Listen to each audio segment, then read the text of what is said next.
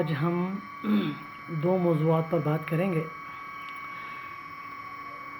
سب سے پہلے اس بات کو سمجھیے کہ سوال ہے کہ نکاح اور زنا میں کیا فرق ہے، اور دوسرا ہم یہ سمجھیں گے کہ فلسفہ میل ڈومینیشن اور وومن ڈومینیشن میں کیا فرق ہے۔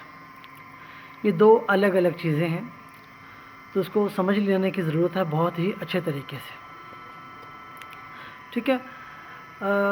جب ہم دیکھیں گے بظاہر دونوں اکٹھے ہیں، اور صورتحال یہ ہے کہ جب آپ بخوبی اچھے طریقے سے دیکھیں گے سمجھیں گے تو آپ کو سمجھ میں آئے گا کہ دو جینڈر کا آپس میں اتفاق رائے کا ہونا، اس کو اتفاق رائے سے کوئی جنریشن بلٹ ہونا، اس کو بولتے ہیں نکاح، اور زبردستی کا ہونا کو بولتے ہیں زنا، ٹھیک ہے۔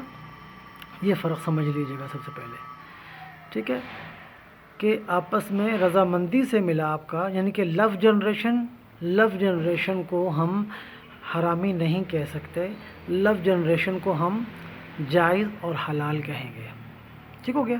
اس بات کو سمجھ لیجیے گا تو، اور بخوبی سمجھ لیجیے گا کہ دو لوگوں کے اندر آپس میں رضامندی کا نام نکاح ہے۔ اب وہ رضامندی کتنی دیر کی ہے یہ بحث الگ ہے، وہ دائمی رضامندی ہے یا عارضی رضامندی ہے، اس کی الگ الگ تفصیل ہے، ٹھیک ہے۔ بنیاد کو سمجھ لینے کی ضرورت ہے۔ یہ میں نے پہلے بھی، اب سے 24 سال پہلے بھی میں نے یہ تفصیل سے بات کی تھی، اس سے جب مشرف صاحب کا زمانہ شروع ہوا تھا اس وقت بھی میں نے بات کی تھی کہ آپ کو آزادی اظہار رائے ہونا چاہیے، اس بات کو بخوبی سمجھ لینا چاہیے۔ پاکستان میں صدر پرویز مشرف صاحب کے زمانہ جب شروع ہوا تھا اس ٹائم میں نے باقاعدہ اقبال اسٹیڈیم میں اس موضوع پر تفصیل سے بات کی تھی۔ اب میں اس بات کو واضح مزید کرنا چاہوں گا 24 سال کے بعد کہ اس بات کو بخوبی سمجھ لیجئے کہ اس وقت یاد ہوگا میں رویت ہلال کمیٹی کا ممبر ہوا کرتا تھا ڈسٹرکٹ فیصل آباد کا، تو اس لیے مجھے سارا یاد ہے۔ تو دو لوگوں کی رضامندی کا نام جو ہے وہ نکاح ہے، دو لوگوں کی یا ملٹیپل رضامندی کا نام نکاح ہے، اور زبردستی کا نام زنا ہے۔ بس اس بات کو سمجھ لیجیے گا۔ اب اس کے بعد تعدد کی بات آ جاتی ہے، اس پہ ایک فلسفہ ہے، وہ میں بعد میں بات کرتا ہوں۔ تیسرا پوائنٹ، اس بات کو بخوبی سمجھ لیجیے، میل ڈومینیشن اور وومن ڈومینیشن کیا ہے۔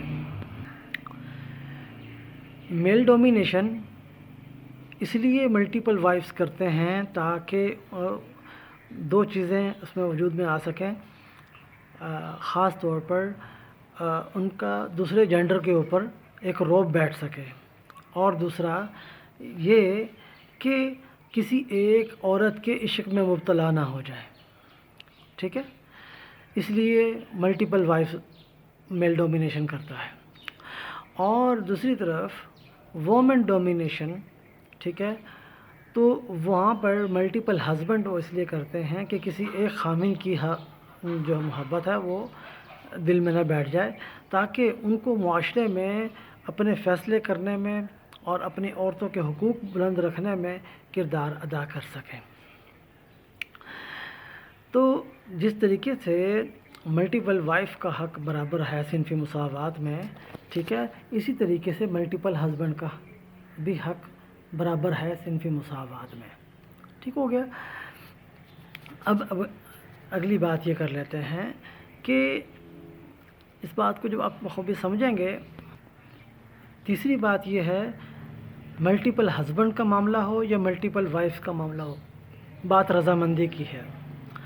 رضامندی سے اگر آپ ملاقات کر رہے ہیں تو وہ نکاح کے زمرے میں آئے گا۔ اگر زبردستی آپ کسی کے ساتھ جسم ملا رہے ہیں وہ زنا کے زمرے میں آئے گا۔ اسی لیے ہمارا جو نظریہ ہوا کرتا ہے، میرا جسم میری مرضی سے، میرا جسم میری مرضی سے، اس بات کو بخوبی سمجھ لینے کی ضرورت ہے کہ کوئی خامن اپنی بیوی کو بغیر اس کی رضامندی کے زبردستی جمع نہیں کر سکتا، یعنی کہ شادی ہونے کے بعد بھی کوئی خاوند اپنی بیوی سے اس کی رضامندی کے بغیر جمع نہیں کر سکتا۔ اس بات کو سمجھ لیجیے گا، میرا جسم میری مرضی سے، اس نعرے کو بخوبی سمجھنے کی ضرورت ہے، ٹھیک ہو گیا۔ صنفی مساوات میں اب آپ کو بہت سی چیزیں آگے وجود میں آتی ہیں، جیسے پہچان میں، مواقع میں، حقوق میں، ٹھیک ہے، یہ تمام معاملات میں صنفی مساوات ضروری ہے۔ Be with us David Ariel singer and researcher always with you. دیکھیے ہم جو اپنا تین سورج کا کھیل کھیلتے ہیں، اس میں آپ نالج بھی گیٹ کر رہے ہوتے ہو، آپ کھیل بھی رہے ہوتے ہو، اور آپ ارننگ بھی کر رہے ہوتے ہو، آپ کو اس سے پروفٹ بھی ہو رہا ہوتا ہے، لیکن بشرطے کہ آپ اس میں کھیلیں، ٹھیک ہے نا، تو اس میں داخل ہوں۔ ویلکم ان 3 سنس، ٹھیک ہے۔ اس کمپین کو آپ پوری دنیا کے ہر ملک کے ہر شہر میں پھیلائیں، ٹھیک ہے، کہ آپ صنفی مساوات ہر شعبے میں چاہتے ہیں۔ Be with us.